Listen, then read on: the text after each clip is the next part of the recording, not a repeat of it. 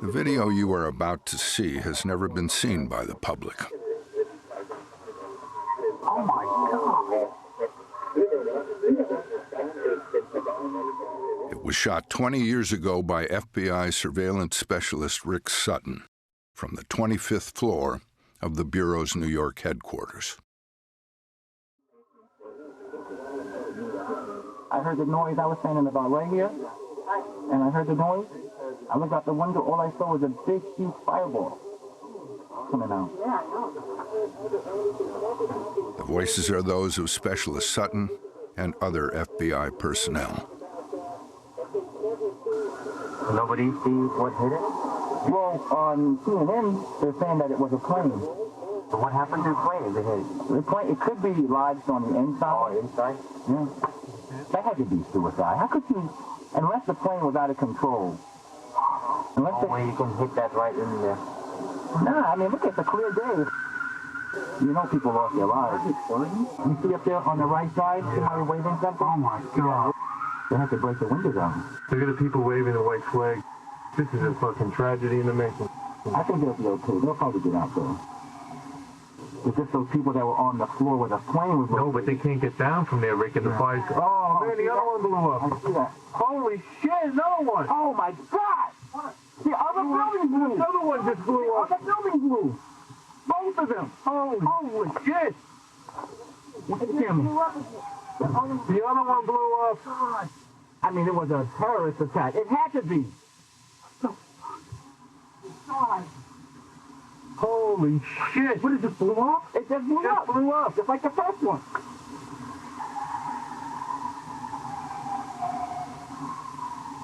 Hey guys, how about getting out of here? Everybody to the ground. Huh? Guys, maybe we should get out of here. What do you think? And this building could be large. Get the fuck out of here, Rick. At this point, Specialist Sutton is forced to evacuate, along with the entire Bureau. The FBI office at 26 Federal Plaza, the largest in the nation, empties. It is 9:12 a.m. Despite losing their command center and virtually all their resources, these FBI agents must mobilize now.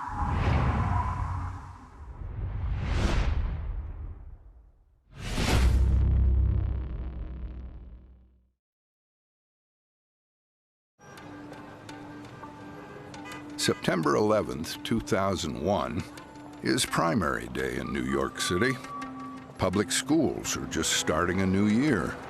The Yankees are on a roll and will host the White Sox that night. I was driving down through the city and I was singing along to the radio.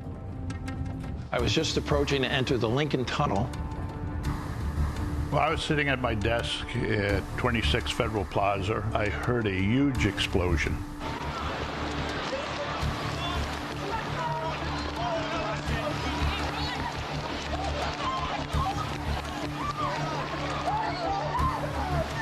My secretary started screaming, "World Trade Center."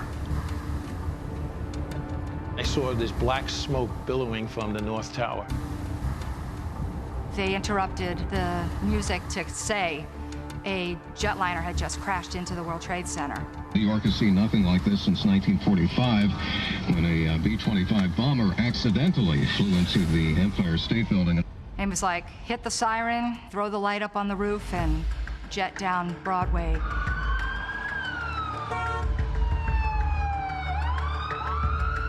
My phone rang in the car. It was my boss, Barry Morn, who was the assistant director of New York at the time. And he said, "I'm going to the scene, meet me there." So I made record time, going down the West Side Highway, red lights and siren.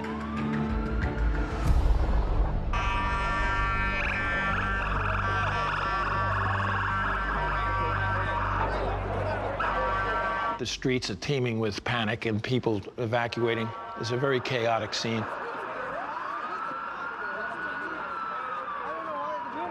My purpose was to get into the lobby of Tower 1 because that's where I was told the police department, the fire department were meeting as their kind of initial mustering point.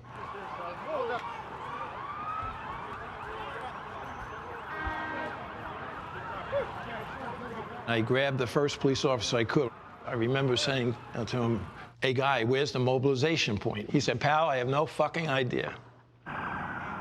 One note of concern here at the FBI already, their field office in New York is located very, very close to the World Trade Center.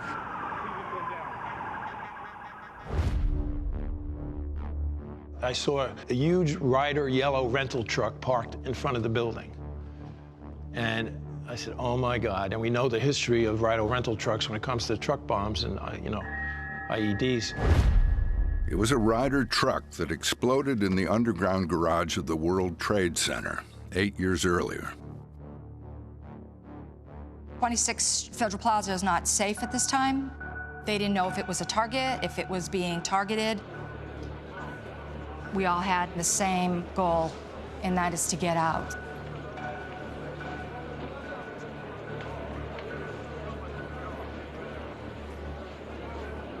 Everyone in the FBI office is immediately forced to abandon their desks, leaving behind computers, files, secure phone lines, virtually every tool they have to do their jobs. Attention, please. This is the Fire Safety Director of 26 Federal Plaza. I repeat,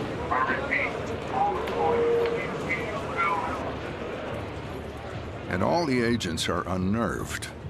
What did we miss? Could we have prevented this? And from all directions were your peers, your FBI colleagues.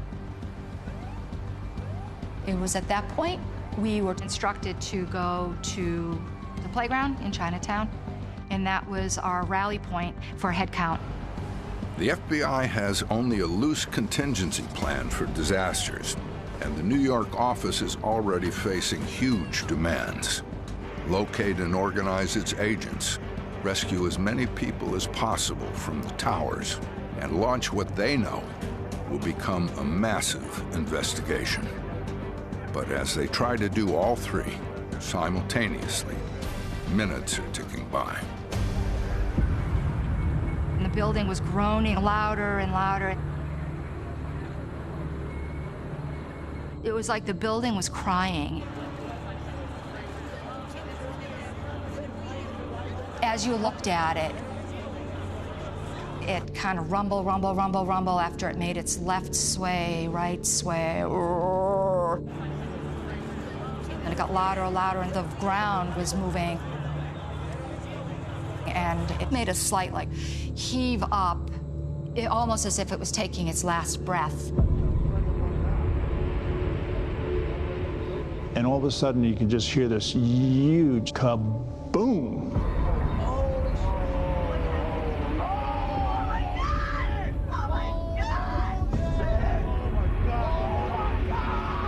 And I could just hear each floor dropping.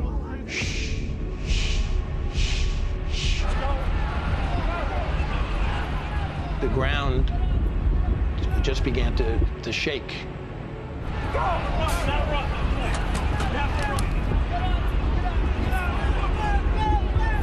Oh, shit. Run, Gabby, run. If the New York office hadn't done a roll call that took the time it had, the agents easily could have been inside the crash area, if not inside the tower itself.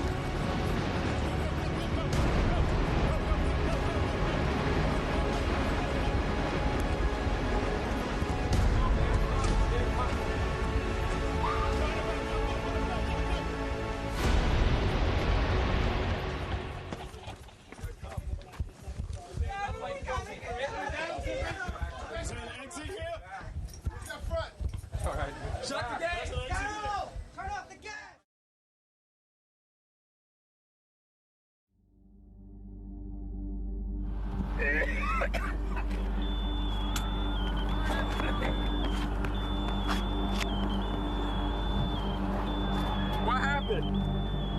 It collapsed. The top floors collapsed down. I saw it blow and then ran like hell. Thank God. I'm 69, but I can still run. There's got to be firemen trapped back there, though.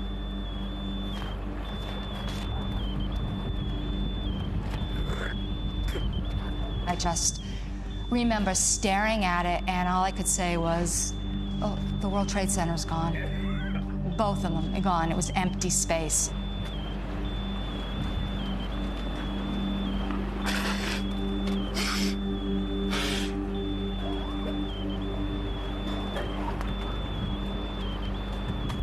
When it settled, you could hear in the background the chirping that was so loud from their World Trade Center. Almost like cicadas in the summer.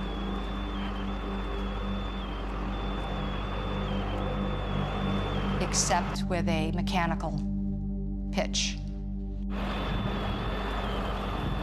It was the trackers on the firemen. It's the sound that the protection gear makes when the fireman stops moving.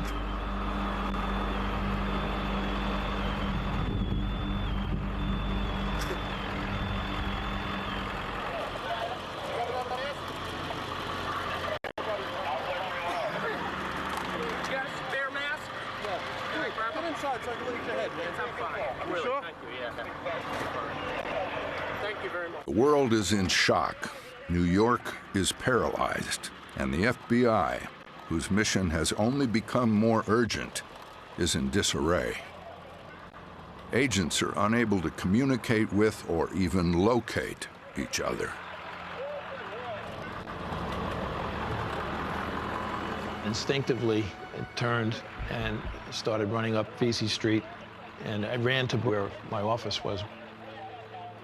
My secretary, I don't think she recognized me. It was like everyone else. We looked like, you know, zombies with all the white dust on us. I went into the bathroom and, you know, cleared my airways and tried to clean up my face and hands as best I could. A group of FBI agents had commandeered a, you know, brokerage, I think it was Morgan Stanley or somebody, had an office across the street from the Trade Center. It's only a block away. I'm at the corner. Why don't you come with us too? All right? This ain't no place to be now, pal. You all want to pull? Recognize the technology then, telecommunication technology, was much different. There was a phone bank of like 6 or 7 payphones. Had a cop stand by the phone so no one used them. I'll find the other brothers. Just let's go. Get you guys down to right here. And we opened up lines. I'm talking to Washington, and I said, what's going on there? And they had the bad report that the Supreme Court had just been hit. It is becoming apparent no one, anywhere, knows what's happening. The only thing that's clear is the New York office of the FBI must find out who did this. Debris is falling from the sky. All of the buildings in the immediate area were being evacuated. You have to have a nerve center. We had to have a location, and we had to have one very quickly. So I was given the assignment to find a suitable forward command post. We're not going to go any place which is identifiable as being law enforcement or the FBI.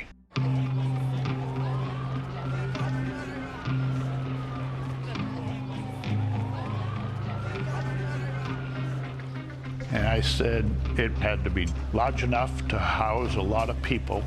I want it secured, and I want it fairly close to ground zero. The agents, they reluctantly said, well, we could go to the 26th Street garage. At first, I was actually thinking, how the hell is this going to work? I was a little bit skeptical. It's not going to be ideal. The 26th Street garage is the greatest untold story of 9/11.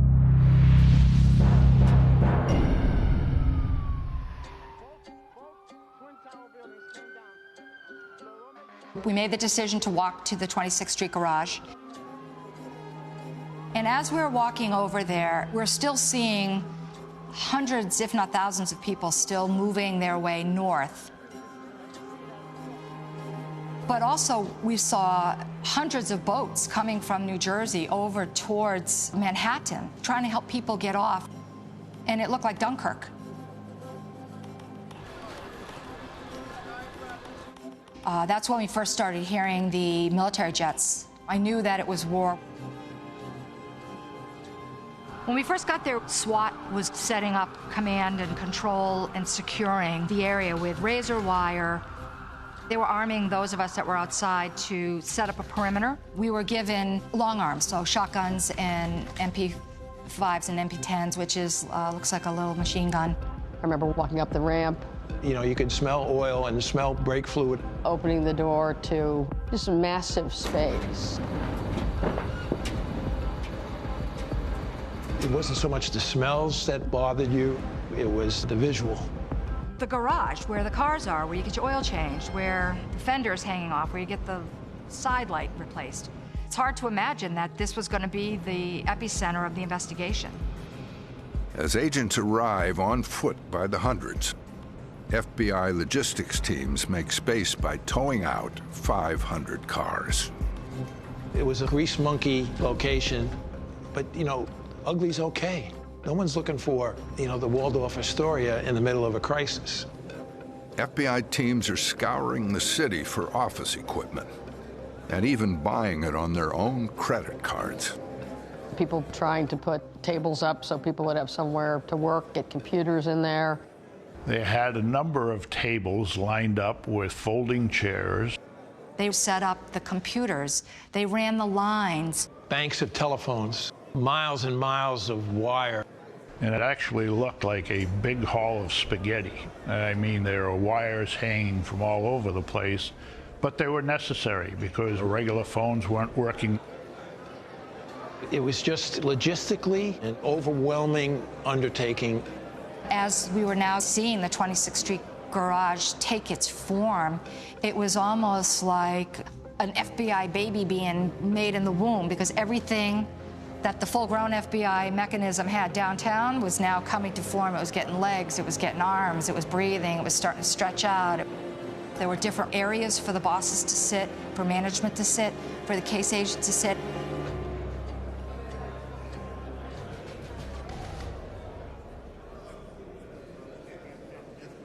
Incredibly, within just a few hours, the garage begins to function as an FBI command post. The purpose of the garage is not only just to act as a communications channel, but to digest all the information coming in.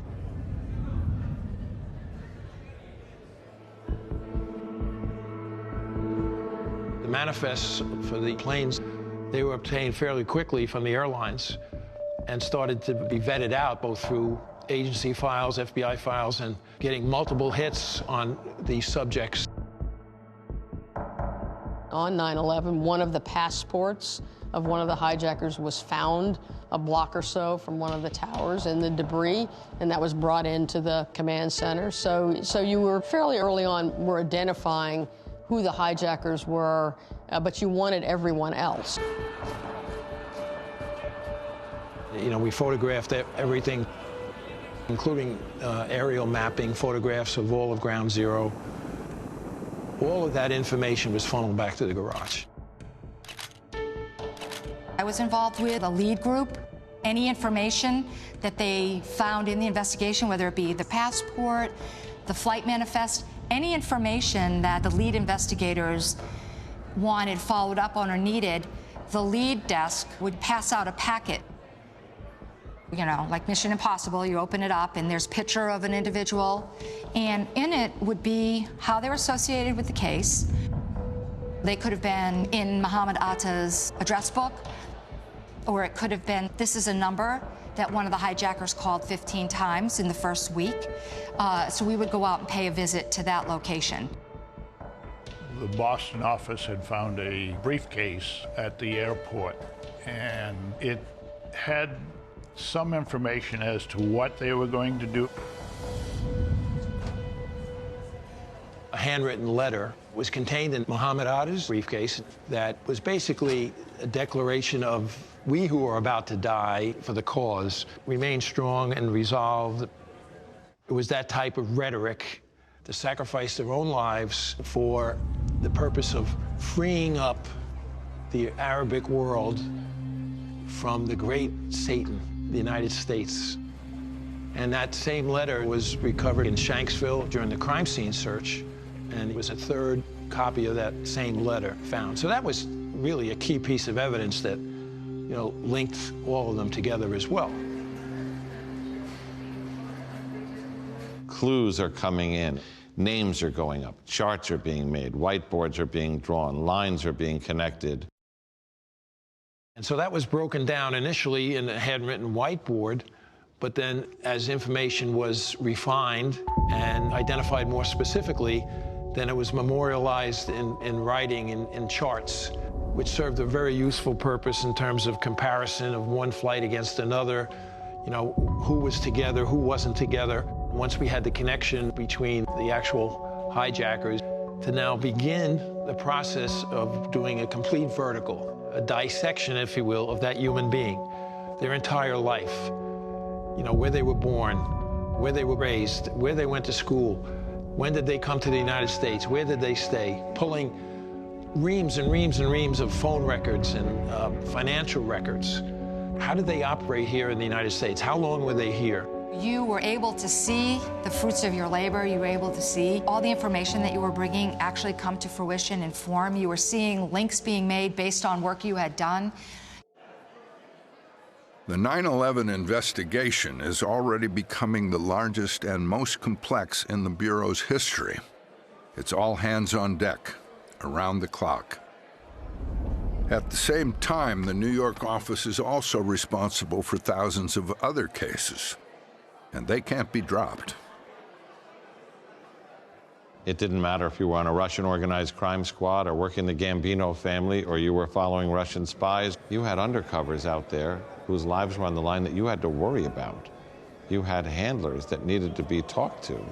You had victims that needed justice. It's very hard to tell an FBI agent, you need to switch this other thing off. My shift, for example, was 6 a.m. to 6 p.m. Nobody got days off. There was no days off. We had a job to do. We were going to do it. You didn't want to leave. You wanted to, first you wanted to just never pause from the work that you were doing. And you got the greatest comfort from being around literally hundreds and hundreds of people who felt the same way and were doing the same thing with that level of commitment. After an 18-hour day, I had a lot of difficulty falling to sleep.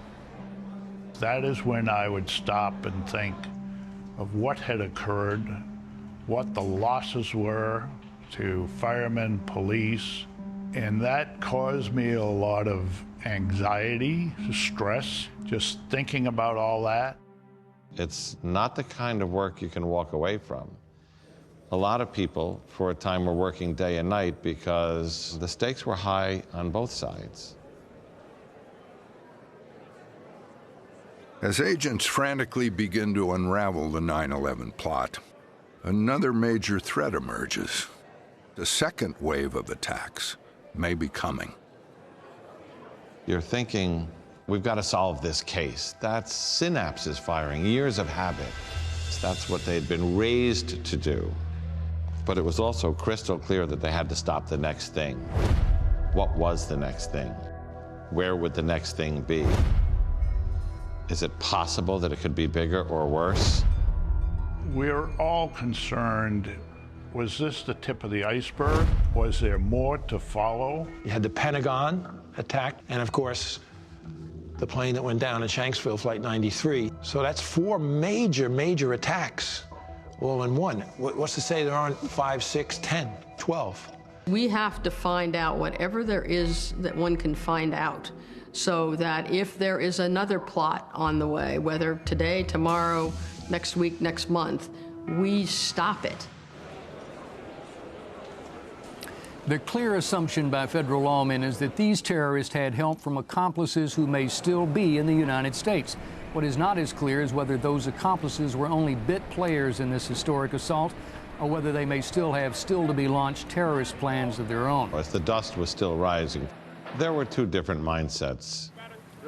There was a brand new FBI director. His name was Robert Mueller, and he was a very exacting manager. He asked 1 million questions.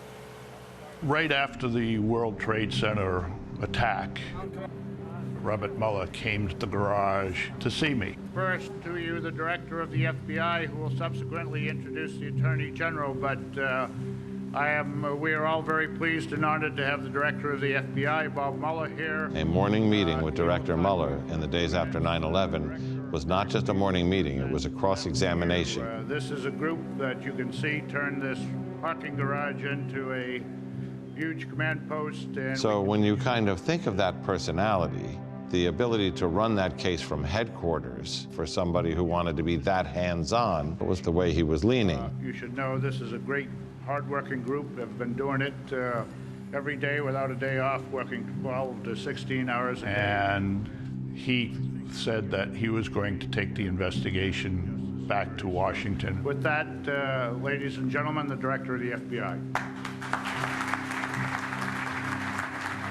Despite the fact that thousands of leads are coming into the garage and agents are working them as fast as they can, 3 weeks ago we were all doing something else. The entire operation is one administrative decision away from being shut down. And within 24 hours, you all pulled together, 28 agencies. I argued against that. I said, Director, you cannot run an investigation out of Washington if you don't have investigators. This disaster has produced any number of heroes. He said, I am aware of that, so I'm going to take half of your people down to Washington, D.C., which I argued against. So many heroes out there that we ought to applaud. But he was the director. He was my boss. And he said, that's the way it's going to happen. He made that decision despite our best effort to convince him not to. And we will bring these individuals to justice. Now let me introduce the Attorney General of the United States, John Ashcroft. New York had real strong feelings about this. There were too many people dead. There was too much history.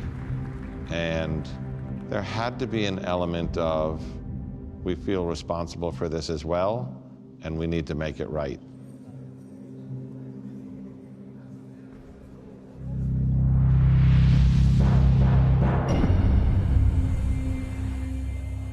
When you think of the New York office of the FBI, we did the World Trade Center bombing.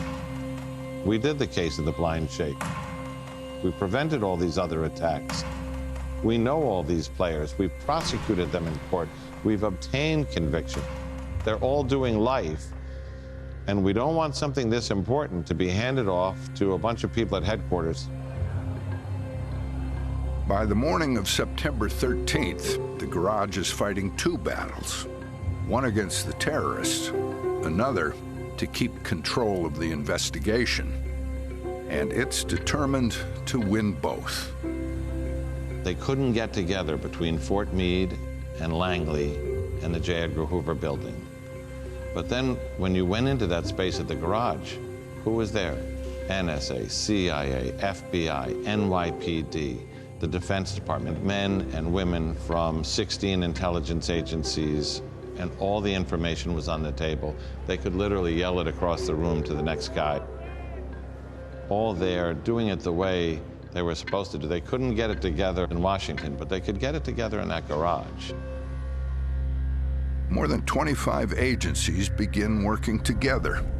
They are outrunning Washington and determined to keep going. So many others want to thank you for the extraordinary response to this extraordinary act of terror. FBI Director Robert Mueller concedes the team in New York will continue to be a major driver in what is becoming an all-consuming investigation. Now, let me introduce the Attorney General. I was pretty frightened when I first saw the building with the new occupancy. Martha Stewart's studio and test kitchens are on the 9th floor. There was the razor wire. I remember looking up and seeing guns hanging over the rooftop. You could see the guns clearly over the parapets. This was warfare. I thought, well, either we're a target or we are protected. And it was terrifying and yet comforting at the same time. You knew who they were when they got in the elevator. They were packing a weapon. They were extremely serious about their jobs, but friendly. There were lots of people on that floor, very busy with computers and telephones ringing, and you can imagine what they had to they were trying to figure out who the heck did this. The volume of leads coming in, the trite expression, drinking from a fire hose, we were drinking from fire hoses from every fire department in the nation, it felt like. It was a flow that would not stop. And keep in mind, it was coming in not only from New York, but all over the country, all over the world.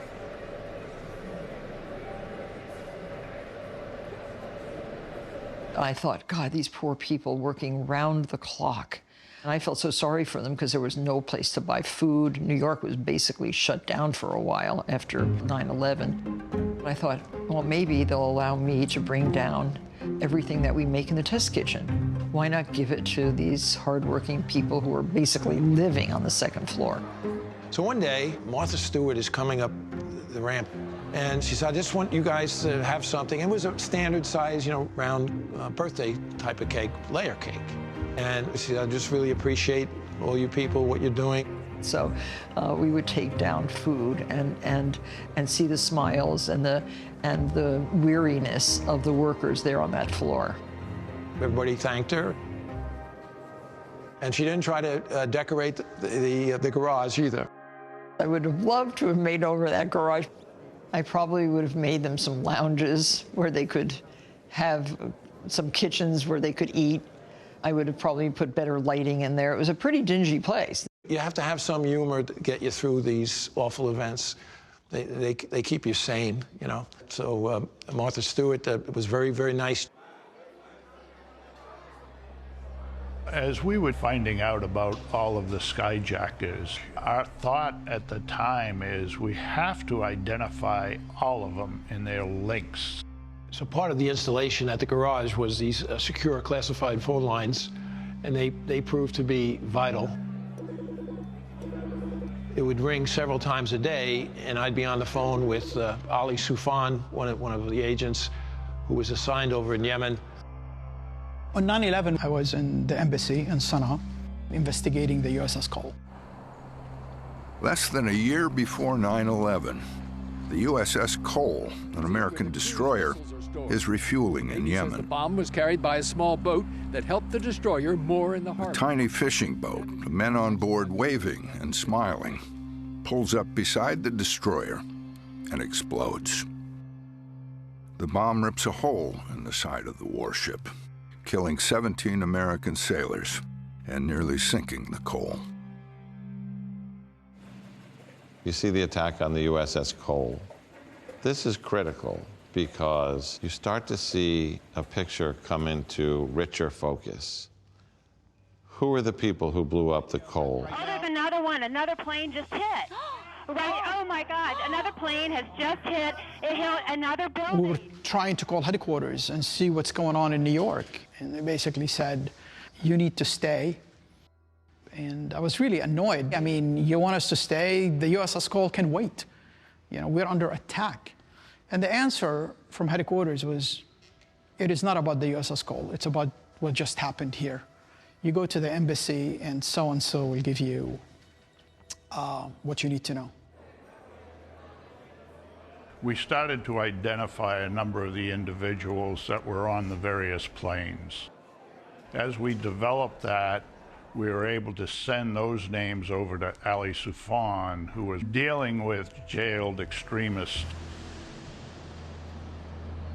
I went with my CIA colleague in his car back to the embassy. We go to his office, and he gave me a manila envelope. And I opened it, and I could not believe what I was seeing. Khalid Mihdar and Nawaf Hazim, who were connected to people who were involved in the USS Cole, had been in the United States. They were identified as hijackers. 2 people who were on the planes. We're looking for them in Yemen. Our government knew that they were in San Diego.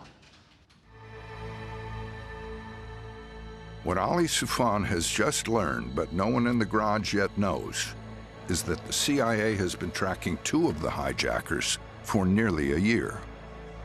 The CIA, however, had yet to process the information and so failed to share it with the FBI in time to locate the hijackers. I just threw the file back on his desk. The only thing I can do is just get out of his office, straight to the bathroom across the hall, and puking my guts out until one of my colleagues came in and said, "Buddy, you okay?" And I remember I just looked at him and said, they knew everything. The CIA would also acknowledge failing to put the al-Qaeda operatives on the terrorist watch list sooner.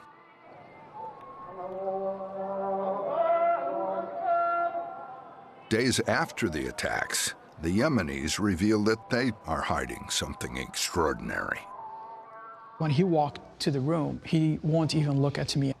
He literally took his chair and turned it towards the wall.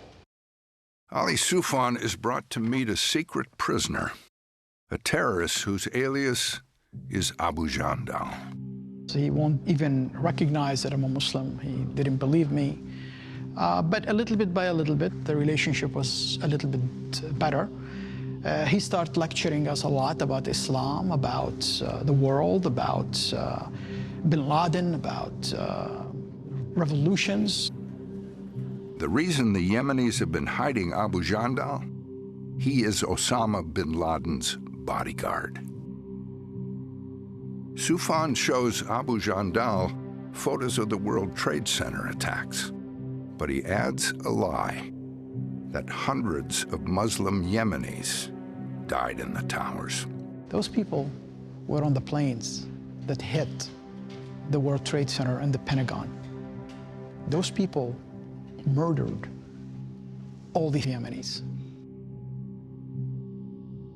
So he was totally taken back. He put his head between his hands and he started shaking and he said, "I need 5 minutes." So we went out the room. We left him in the room and I walked in again. And then he said, "I think the sheikh went crazy. What do you want to know?" I said, "We have a photo book. Some people probably you know, some people I'm sure you don't know." He identified Muhammad Atta. He identified about 7 people who later were identified all as hijackers, giving us their nationality, their aliases, and a lot of details about them. That was significant. This is the evidence we needed. Bin Laden's bodyguard has now given the FBI absolute proof connecting al-Qaeda to the World Trade Center attack. We understand that it's really important to pass this information to New York. Kenny, it's Bin Laden, 100%. When those first clues in Yemen and Abu Jandal's revelations to Ali Soufan come into the garage, you know, the people who are piecing together everything from everywhere say, okay, this is big.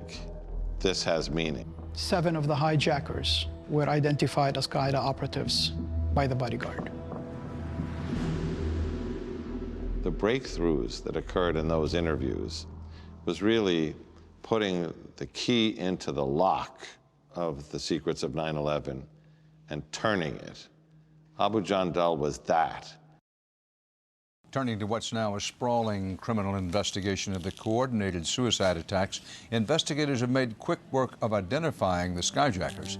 CBS. So Abu Jandal was identifying people left and right, and all the information was coming straight to New York, and New York were acting upon this information, putting wanted posters for some individuals that we identified, and following on a lot of the leads that we were generating. The board became a lot more refined as time went on, as more information came in that we could permanently affix up there in terms of a flow chart. You wanted to get back after you did your leads and write up your investigation and document it so that the case squad could have that information as soon as possible. Because something you're holding may be a missing piece, and you don't know it. You don't know what you have. They know what they need. This grind went on for like 60 days before a day off, which is, you know, it was okay for me because I was in the zone. I wanted to be with my peers. I wanted to be with other FBI agents. The leads from 9/11, which is opening entire new books into Al-Qaeda that had never been cracked before, including the recruitment of English-speaking people to come to flight schools. In terms of, you know, connecting the dots, who are these people who flew the planes and how did they learn to fly? With whom were they associated when they were in the country? We realized pretty quickly there's an awful lot of flight schools that can teach you to fly a commercial airliner. And of those flight schools, a lot of them had a lot of Mideastern males as students.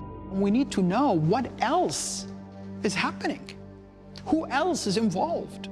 Who else is a sleeper cell somewhere, waiting for the instructions to attack?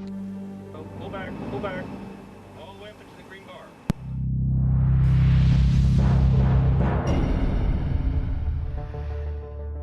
The thing that struck me so odd when I went into the garage was that I smelled like gas and oil and rubber and all the things that, you know, would typically find in a garage. And you're among, you know, all these computer terminals and FBI people setting leads and covering leads.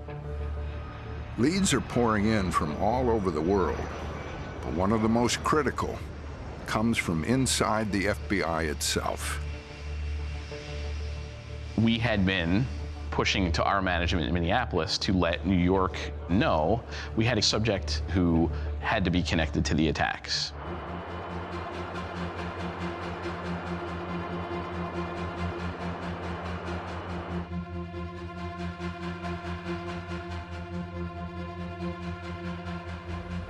When I got to New York, I immediately went to the garage ready to brief agents and prosecutors on Mr. Moussaoui. Zacarias Moussaoui is a French citizen. He has been in flight school in Minnesota until weeks before 9/11.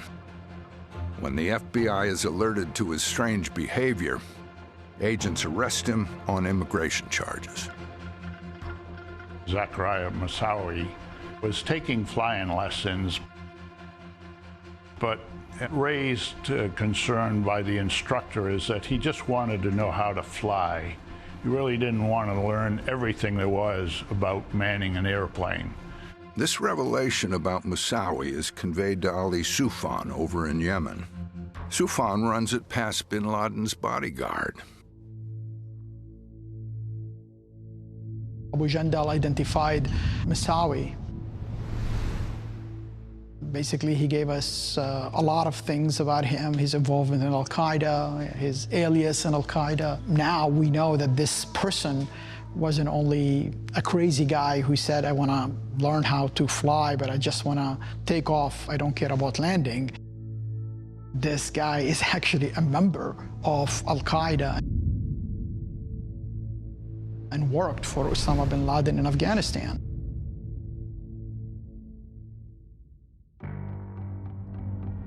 Realizing the terrorist network in the U.S. is larger than anyone imagined, the FBI puts even more pressure on Moussaoui. Mr. Moussaoui was hostile.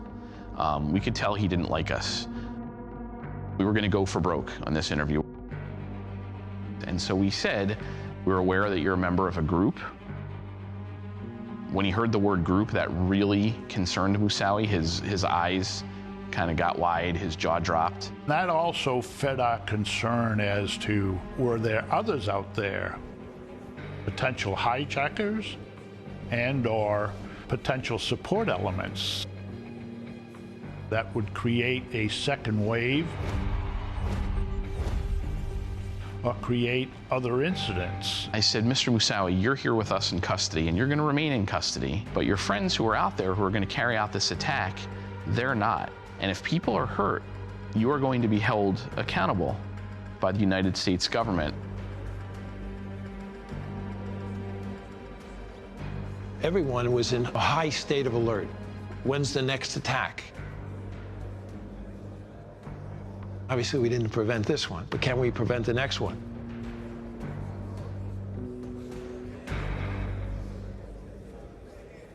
The urgency, for sure, was in identifying co-conspirators. Was in identifying anybody who might have been working with Moussaoui to do the same thing, who might have been financing him, who might have trained him. Was Moussaoui going to be used in a terrorist plot after that? I am sure he was. They didn't send him here for tourism, right? They sent him for terrorism. But again, he was arrested before that happened. That was very, very important in terms of establishing a real concrete connection between bin Laden, al-Qaeda, and the hijackers as well. We're working day and night. We're interviewing people left and right. You know, we're getting significant amount of information. It's very important to pass it to New York. However, some of this intelligence is difficult to interpret. In particular, the agents struggle with intercepted al-Qaeda phone calls about a mysterious figure linked to the attacks, but still at large. When there was all this chatter, and part of the chatter was this guy Mukhtar, which was believed to be somebody that was involved, but they didn't know who he was. To chase down this lead, Ali Soufan flies to a secret prison in Thailand. He interrogates a captured bin Laden associate named Abu Zubaydah. We're hearing about this اللي مخه طار, the one whose brain flew away. All the time, اللي مخه طار, اللي مخه طار. I'm like, who's اللي مخه طار? Who is this guy whose brain flew away? Maybe he's bin Laden, because he went crazy after 9/11 doing something like this. Soufan shows Zubaydah photos of known terrorists trying to trace the al-Qaeda network from the bottom up. But Zubaydah is stunned. So he said, please, brother, don't play games with me. This is Mukhtar. This is the one who did the plane operation.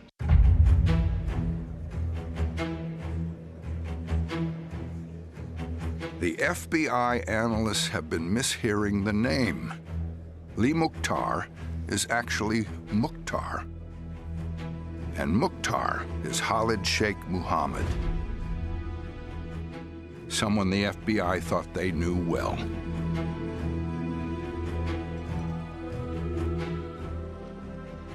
I was like, whoa, Mukhtar, اللي مخه طار. I was totally shocked, because honestly, at that time, we didn't even know that he was a member of Al-Qaeda. In an instant, Soufan makes a stunning connection. Khalid Sheikh Mohammed is the uncle of Ramzi Youssef, the mastermind of the first World Trade Center attack in 1993.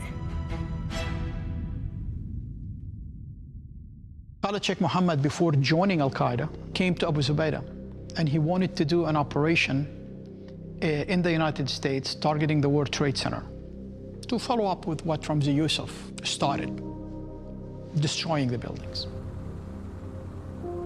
And his plot was to rent Cessna planes and fly them into the two buildings. Abu Zubaydah's response was like, so you break some windows, at least fill these Cessna planes with explosives so they can do some damage. So KSM liked the idea. But Abu Zubaydah told him that the only person who will have a capability like this is Osama bin Laden.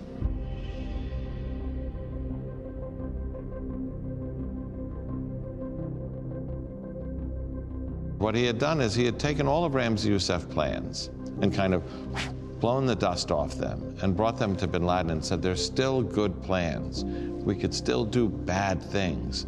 They just need the money behind them. And that was the genesis of 9/11.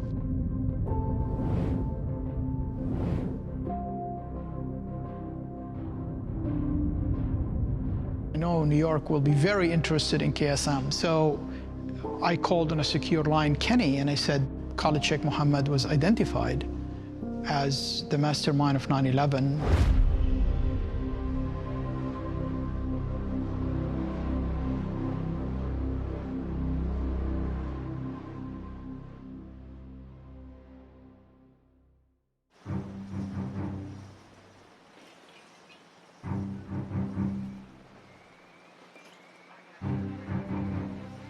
briefed Barry, just hung up with Ali, and here's what he's provided. Those details were put up on the board. The board is finally complete. There is now a clear line from the original World Trade Center bombing through Khalid Sheikh Mohammed to Osama bin Laden and the 2,978 murders on 9/11. Our enemies are about to face the consequences.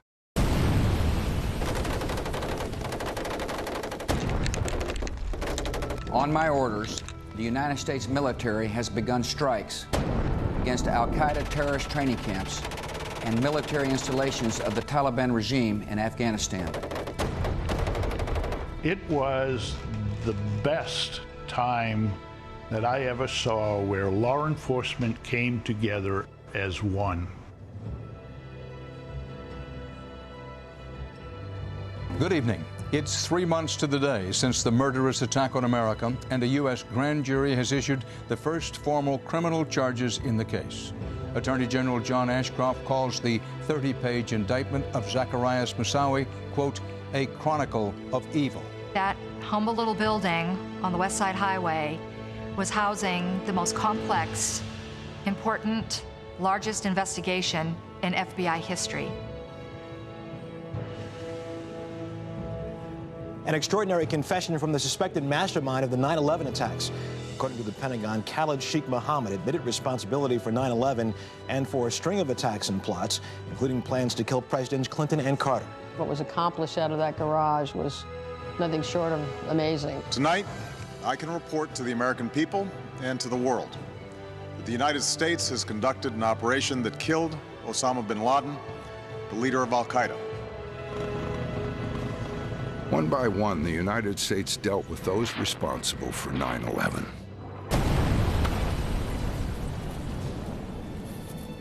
Zacarias Moussaoui pleaded guilty to conspiring to kill Americans as part of the attacks.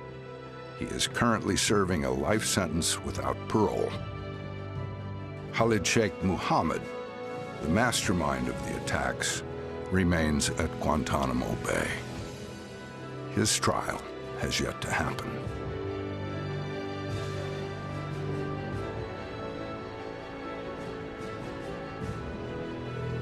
What began as an improvised response to an emergency evacuation yielded extraordinary results. And that was not just figuratively, but also quite literally the start of something. It was a new model. The structure that evolved in the 26th Street garage is known as the Joint Operations Center. In FBI parlance, the JOC. And it has become the template for counterterrorism activities. Agencies cooperate closely. Intelligence is shared quickly, and there is constant vigilance.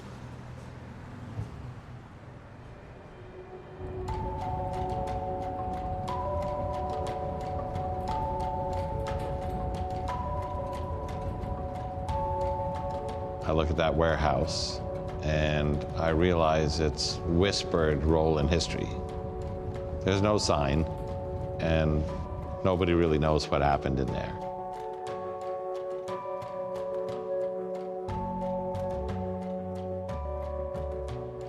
What went on after 9/11, it should forever be here that the largest investigation in the history of U.S. law enforcement, if not international law enforcement, was run from this very rudimentary, grease-lidden on the floor, oil-slicked garage. It's just an incredible feat, it really is.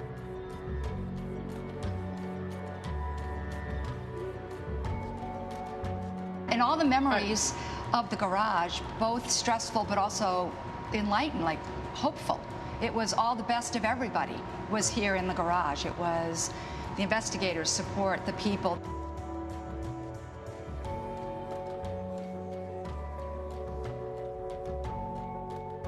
And that's what was so great about, you know, everything in the garage was just work and trying to solve this, you know, most heinous crime of ever, right? I mean, it was just unspeakable, really. But everybody just sort of put aside the unspeakable and got it done. Putting aside the unthinkable and getting it done is what FBI agents are trained to do. Now, after 2 decades in Afghanistan, American troops are out. The threat based on history came true. Government fell in an instant. Taliban seized control. We're never going to eliminate terrorism in our lifetime, just like the FBI's mission never ends. They'll regroup, find new sources, and stay ahead of the terrorists as they have for the past 20 years, preserving our safety in an increasingly complicated world.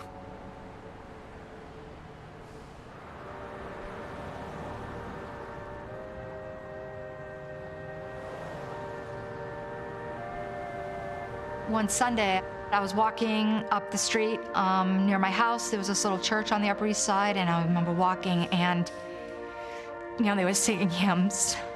You know, I was like, they're happy. And they should be. They should be not. It's okay to be joyful and sing in church. And I remember feeling like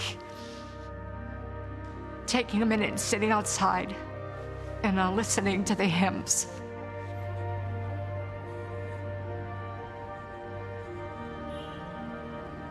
Because it was, I think, the first time I was reconnecting with New York.